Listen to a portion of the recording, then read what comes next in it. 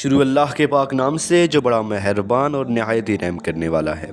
ناظرین، نبی پاک صلی اللہ علیہ وسلم نے مدینہ سے اس وقت ہجرت کی جب مکہ میں صرف 3 لوگ رہ گئے تھے جو اللہ تعالیٰ کی ناموس کی رسالت کا دعویٰ دیتے تھے۔ وہ ایک نبی پاک صلی اللہ علیہ وسلم خود تھے، ایک حضرت ابو بکر صدیق رضی اللہ تعالیٰ عنہ اور ایک حضرت علی رضی اللہ تعالیٰ عنہ۔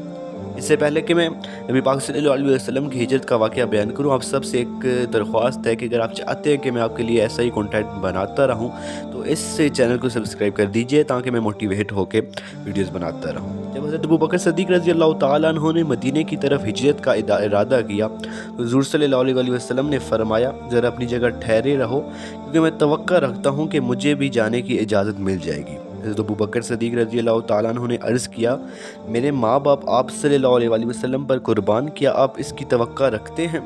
فرمایا ہاں۔ حضرت ابو بکر رضی اللہ تعالیٰ عنہ نے دوسرے ہجرت کرنے والے صحابہ رضی اللہ تعالیٰ عنہ کے ساتھ جانے کے لیے 2 اونٹنیاں خرید رکھی تھیں۔ جب انہیں یہ امید ہو گئی کہ انہیں حضور کی معیت کا شرف حاصل ہوگا تو انہوں نے ان اونٹنیوں کو خوب کھلا پلا کر تیار کر لیا۔ حضور صلی اللہ علیہ وسلم نے حضرت علی کو اس لیے روک لیا تھا کہ وہ آپ صلی اللہ علیہ وسلم کے پیچھے مکہ میں ٹھہر کر ان سب لوگوں کی امانتیں واپس کر دیں جنہوں نے اپنی قیمتی مال حفاظت کے لیے آپ کے پاس رکھ کے چھوڑے تھے۔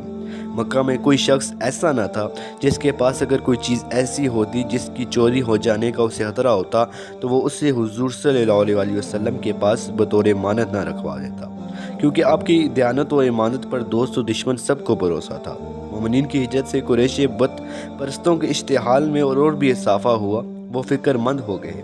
مدینہ کا محل وقوع ایسا تھا کہ وہاں مسلمانوں کی اس طاقت کی مجتمع ہونے سے قریش کو شدید خطرہ لاحق ہوتا تھا کہ یمن سے شام کی طرف جو تجارتی شاہراہ ساحل بحر احمر کے کنارے کنارے جاتی تھی اور جس کی محفوظ رہنے پر قریش اور دوسرے بڑے بڑے مشرک قبائل کی معاشی زندگی کا انحصار تھا، وہ اس مسلمانوں کی زد میں آ جائیں گی اور اس شہرک پر ہاتھ ڈال کر مسلمان جاہلی نظام کی زندگی دشوار کر دیں گے۔ حضور اور اس دوسرے مقامات کی تجارت مکہ کے ماسوا تھی، اس وجہ سے بیعت عقبہ کی خبر پاتے ہی قریش کی میں کھلبل مچ گئی۔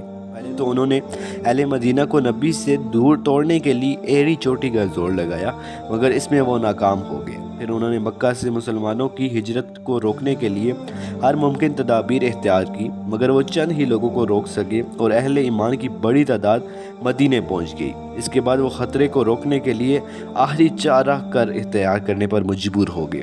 بت پرستوں کے جدہ امجد کسی بن کلاب نے دارالندوا اور مشاورات خانہ تعمیر کیا تھا، ان لوگوں کے وہاں اجلاس بلایا۔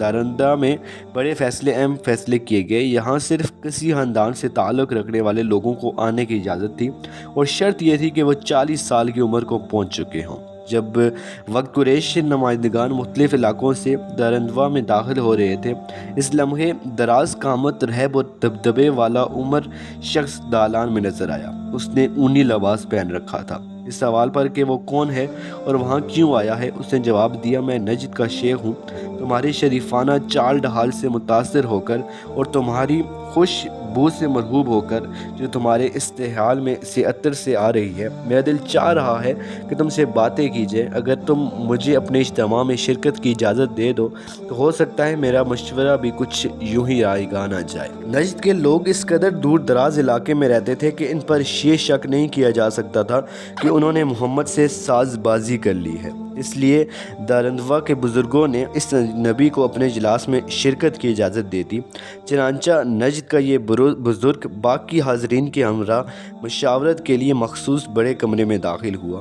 میرے مجلس نے فوراً ہی بحث کا آغاز کرتے ہوئے کہا، ہم سب محمد کی سازشوں سے واقف ہیں اور ہمیں اس خطرے کا بھی علم ہے جو اس وقت ہمارے ملک کو درپیش ہے۔ ہمیں اپنے دفاع کے لیے ممکنہ انتظامات کرنے ہوں گے۔ اس سلسلے میں ہم میں سے ہر شخص کو اپنی رائے کے اظہار کی اجازت ہے۔ سب سے پہلے ابو الخطری نے تجویز پیش کی، ہمیں چاہیے کہ ہم اپنے دشمن کو قید خانے میں ڈال دیں، اسے زنجیریں پہنا دیں اور زندہ کا دروازہ اس وقت تک متفل رہے جب تک وہ اس کے اندر جان نہ دے دے۔ نجد کی شیخ نے اعتراض اٹھاتے ہوئے کہا، اس فیصلے کے نتائج بڑے خطرناک ہوں گے۔ تم لوگوں کے ظلم و تشدد کی خبر زندہ کے دروازوں سے نکل کر محمد کے ساتھیوں تک پہنچ جائے گی اور تم جانتے ہو کہ وہ اسے آزاد کرانے کے لیے تم پر حملہ کر دیں گے۔ اور یثرب کے مسلمانوں کی مدد سے انہیں تم پر فتح و نصرت حاصل ہوگی، سو بہتر ہوگا کسی اور کے پاس کوئی زیادہ موزوں مشورہ ہو تو دے دے۔ ابن ربیہ کھڑا ہوا اور کہا، ہم کیوں نہ اسے اپنے درمیان سے نکال کر ملک بدر کر دیں؟ جب وہ ملک ہی چھوڑ جائے گا تو پھر ہمیں یہ فکر کرنے کی ضرورت نہیں کہ اس نے کہاں پناہ لی ہے اور اس کا کیا بنا ہے، ہمیں تو اس طرح اس سے نجات مل چکی ہوگی۔ نجد کے شیخ نے کہا، بے شک یہ بڑی اچھی تجویز ہے، تم لوگ شاید اپنے مخالف کی جادو بیانی سے واقف نہیں ہو، اس کی آواز کے سیر سے غالباً آگاہ نہیں، اور اس کی باتوں میں دلائل اور منطق کس قدر ہوتی ہے تم شاید یہ بھی نہیں جانتے۔ جو ہی وہ کرب و جوار کے عرب قبائل کی سرزمین پر قدم رکھے گا اور اپنے بیان کا فسو ان لوگوں میں پھونکے گا، انہیں اپنی پیروی میں لے لے گا اور پھر جلا وطنی ختم کر کے ان سب کے سردار کی حیثیت سے واپس وطن لوٹائے گا۔ پھر وہ تم لوگوں سے جیسا سلوک چاہے گا کرے گا، اس لیے مناسب ہوگا کہ اسے ختم کرنے کے لیے کوئی زیادہ قابل عمل اور بہتر منصوبہ بناؤ۔ ابو جہل کی باری تھی اور وہ اٹھا اور جلاس کے لوگوں سے یوں مخاطب ہوا، مجھے اپنے خداؤں کی قسم، میرے پاس ایک تجویز ہے اور مجھے یقین ہے کہ آپ سب اس سے متفق ہوں گے۔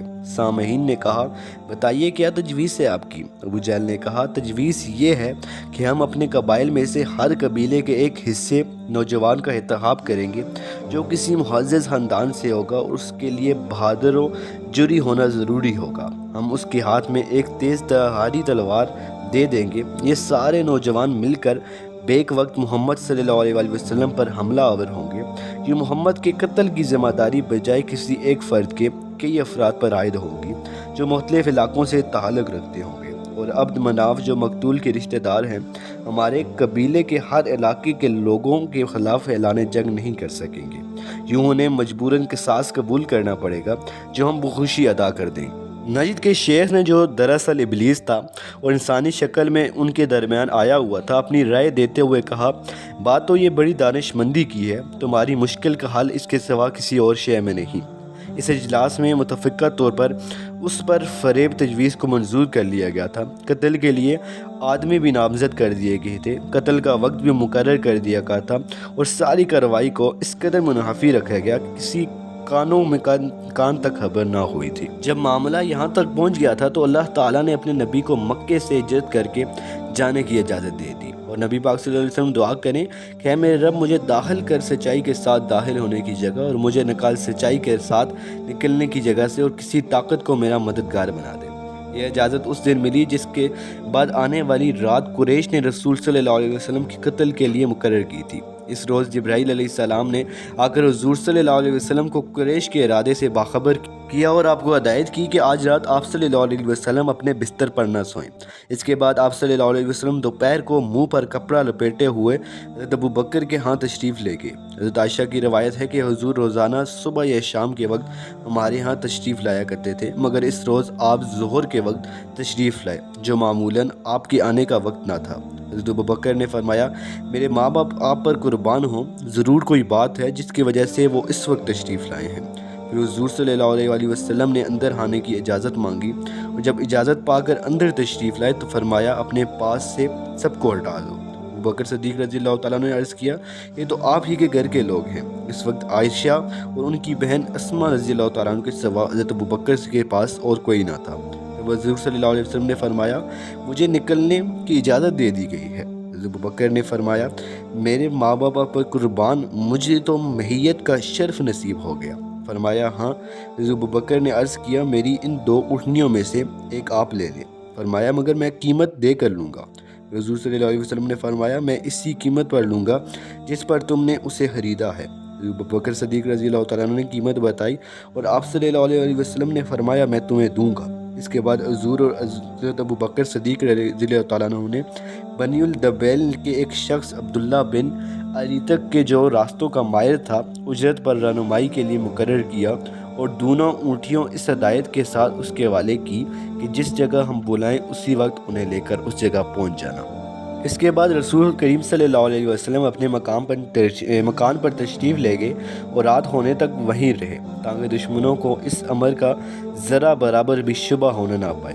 آپ ان کے ارادوں سے باخبر ہو چکے تھے۔ رات کو ٹھیک اپنے طے شدہ وقت پر وہ سب لوگ آ پہنچے جو آپ صلی اللہ علیہ وسلم کے قتل پر مأمور کیے گئے تھے۔ یہ جملہ 12 آدمی تھے، لیکن ان لوگوں کے آنے سے پہلے ہی آپ صلی اللہ علیہ وسلم نے حضرت علی کو اپنے بستر پر اپنی سبز حضر موتی چادر اڑا کر لٹا دیا تھا۔ اس لیے دشمن بائیں سے تاک جہاں کر کے جب بھی دیکھتے یہی سمجھتے رہے کہ یہ رسول صلی اللہ علیہ وسلم ہیں جو اپنے بستر پر سو رہے ہیں۔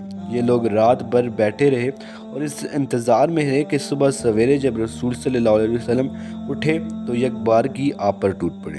رات کے پہلے حصے کے 4 گھنٹے گزر گئے تو سازیوں کو، جن میں ابو جہل بھی شامل تھا، حضرت کے گھر کے قریب گھات میں بٹھا دیا گیا تاکہ محمد کو فرار ہو جانے سے روک سکے۔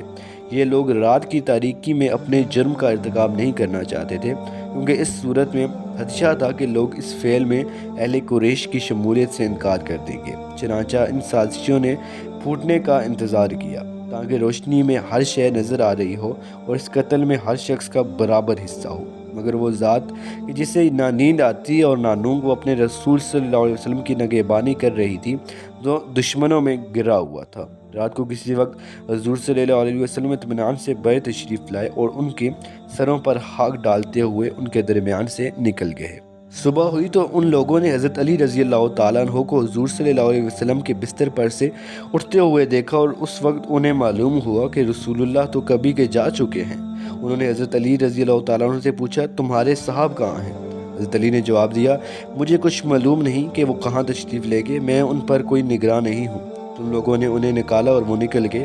اس پر وہ صفاق دشمن جلا گئے، انہیں بہت ڈانٹ ٹپٹ کی، مارا پیٹا اور مسجد الحرام میں لے جا کر کچھ دیر بندر کر گیا، مگر جب کسی تشدد سے حضور صلی اللہ علیہ وسلم کا پتہ معلوم نہ کیا جا سکا تو مجبور ہو کر انہیں چھوڑ دیا۔ بعید نہیں کہ ان کی حضور حضرت علی رضی اللہ تعالیٰ عنہ کو چھوڑ دینے کا اصل سبب یہ ہو کہ حضور نے انہی کو اہل مکہ کی امانتیں واپس دینے کے لیے چھوڑا تھا۔